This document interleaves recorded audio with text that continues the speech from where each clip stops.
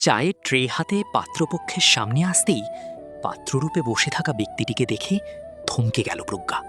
স্তব্ধ, বিমূঢ়ভাবে দুপা পিছিয়ে যেতে হাত থেকে চায়ের ট্রেটা পড়ে গিয়ে সব ছড়িয়ে ছিটিয়ে পড়ল নিচে। সবাই অবাক হয়ে প্রজ্ঞার দিকে তাকালো। তবে প্রজ্ঞার বিন্দুমাত্র ভাবান্তর হলো না এতে। মেয়েটা যেন নিজের মধ্যে নেই। কাঁপা কাঁপা পা বাড়িয়ে নিজের রুমে এসে বিছানার উপর ধপ করে বসে পড়ল। বিড়বিড় করে বলল, এটা কিভাবে হতে পারে?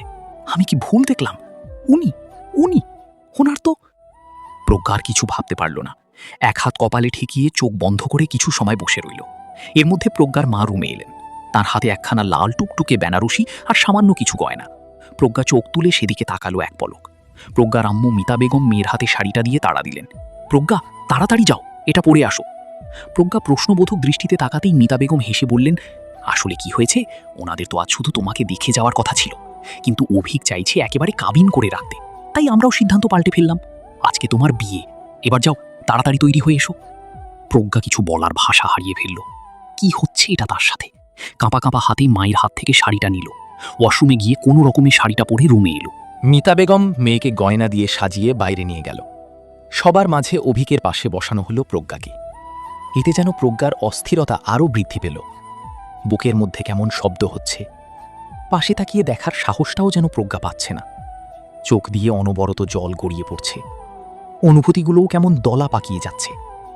মুহূর্তের মাঝে বিয়েটাও সম্পন্ন হয়ে গেল। নিজের রুমে এসে বসল প্রজ্ঞা।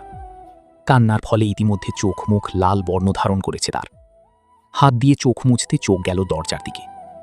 অভিক বুকে হাত গুজে প্রজ্ঞার দিকে তাকিয়ে। প্রজ্ঞা নিজেকে সামলে নিয়ে ভাঙা গলায় বলল, আপনি? অভিক এই পর্যায়ে রুমে এসে বসল প্রজ্ঞার মুখোমুখি হয়ে। প্রজ্ঞার কান্নারত মুখশ্রীখানা দু হাতে আঁচলায় নিয়ে বলল, এই মেয়ে, এভাবে কাঁদছ কেন? প্রজ্ঞার কান্না কমল না, বরং বাড়ল। অভিক নিজেই আবার বলল, জানো, বেশ কয়েক বছর আগে এক সপ্তদোষী মেয়ের চোখে নিজের জন্য ভালোবাসা দেখেছিলাম আমি। মেয়েটার হৃদয়ে ওঠা ঝড়ের আভাস আমি পেয়েছিলাম। তখন তেমন পাত্তা দিই নাই, ভেবেছিলাম বাচ্চা মেয়ে, জাস্ট মোহ পড়েছে। তোমার আমার দিকে তাকানো, না বলা অনেক কথাই আমি বুঝতে পারতাম। ধীরে ধীরে আমিও যেন মেয়েটার প্রতি আসক্ত হয়ে গেলাম। মেয়েটার হৃদয়ে ওঠা ঝড়ে কখন আমি নিজেই তোলপাড় হয়ে গেলাম টেরই পেলাম না। মেয়েটার প্রতি জন্মানো আমার ওই আসক্তি আর কাটল না, হয়তো আমি নিজেই কাটাতে চাইনি। প্রজ্ঞা নিজের কান্না থামিয়ে নাক টেনে বলল, আপনার তো বিয়ে ঠিক হয়েছিল। অভিক হাসল এবার। প্রজ্ঞা বরাবরের মতো মুগ্ধ হলো সেই হাসিতে। বিয়ের ব্যাপারে আমি নিজেই কিছু জানতাম না, এটা সম্পূর্ণ পারিবারিক সিদ্ধান্ত ছিল। জানার পরপরই আমি বিয়েতে না করে দিই, আর অন্য কোথাও বিয়ে করতামই বা কি করে? আমি তো আমার লাভ বার্ডের মাঝে খুব বাজেভাবে আটকে গেছি। অন্য কাউকে জীবনে জড়াবো, এটা যেন আমার কল্পনাতীত। প্রজ্ঞা নিজের দুর্বলতা প্রকাশ করল এবার অভিকের কাছে। অভিককে জড়িয়ে ধরে ঝরঝর করে কেঁদে দিল। সেদিনের সন্ধ্যায় অভিক চলে এসেছিল প্রজ্ঞাদের বাড়ি থেকে। শ্বশুর বাড়িতে থাকতে ভারী আপত্তি তার। এর মাঝে কেটে গেছে বেশ কিছুদিন, আর দুদিন বাদেই প্রজ্ঞা অভিকের বিয়ের অনুষ্ঠান। আনুষ্ঠানিকভাবে প্রজ্ঞাকে অভিকে হাতে তুলে দেওয়া হবে। আজ মেহেদি সন্ধ্যা ছিল। প্রজ্ঞা সারাদিনের ধকল কাটিয়ে বিছানায় পিঠ ঠেকল। হঠাৎ কিছু একটা শব্দে চোখ খুলতেই অবাক হয়ে গেল। ওর সামনে অভিক দাঁড়িয়ে। প্রজ্ঞা বিস্ময়, আপনি এখন এখানে? কিভাবে এসেছেন?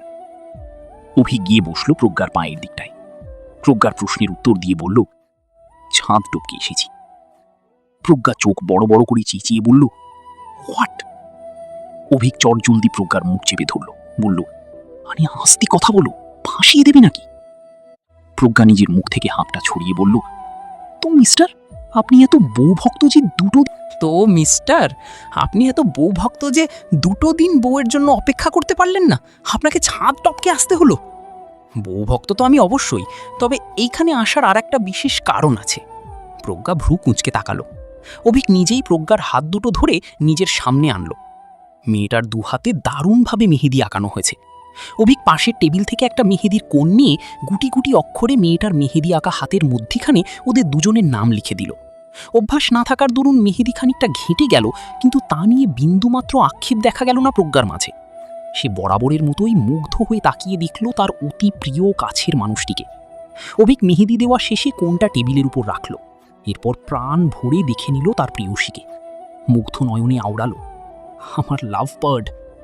প্রজ্ঞা লজ্জা পেল, অস্বস্তি কাটাতে বলল, কেউ চলে এলে সমস্যা হতে পারে।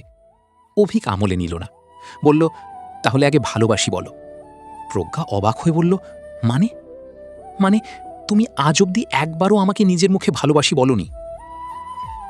ফুটে বলতে পারো না? আমার তো নিজের স্ত্রীর মুখে ভালোবাসি শোনার অধিকার আছে নাকি? এটা আবার কেমন কথা?